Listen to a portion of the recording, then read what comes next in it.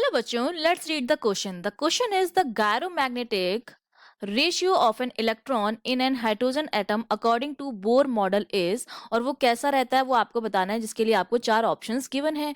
तो हमें ये पता है, जैसे हमने मान लिया, हमने एज्यूम कर लिया कि कोई इलेक्ट्रॉन है मेरे पास। ठीक है, इस इलेक्ट्रॉन का जो मास है वो m है, चार्ज जो है e है, और वो nth ऑर्बिट में है। ठीक है, किसी भी n ऑर्बिट में है।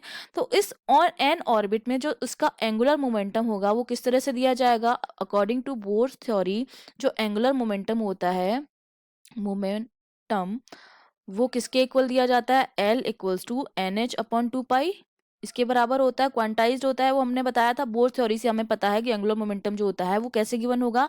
एन एच अपॉन टू पाई से होगा।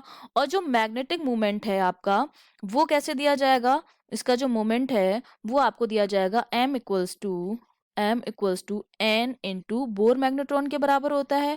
और बोर मैग्नेट्रॉन की जो वैल्यू होती है, बोर मैग्नेट्रॉन के बराबर होता है मैग्नेटिक मोमेंट। और जो बोर मैग्नेट्रॉन की वैल्यू होती है वो आपको पता है कितनी होती है। तो जो मेरा ये आ जाएगा मैग्नेटिक मोमेंट, वो आ जाएगा n into e h upon 4 pi m।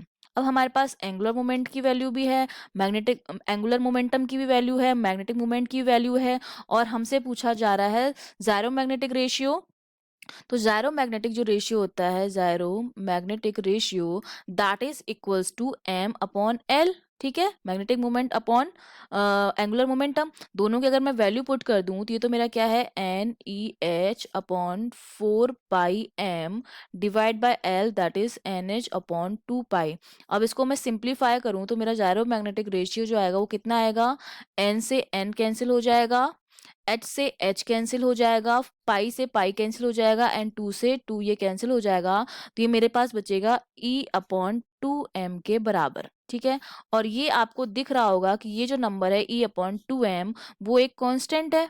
ठीक है, क्योंकि e जो है वो चार्ज है, m जो है मास है, दोनों फिक्स रहते हैं। तो ये जो वैल्यू आई है मेरे पास वो एक कांस्टेंट वैल्यू आई है। और जो चार्ज होता है इलेक्ट्रॉन का वो किस में होता है? नेगेटिव में होता है।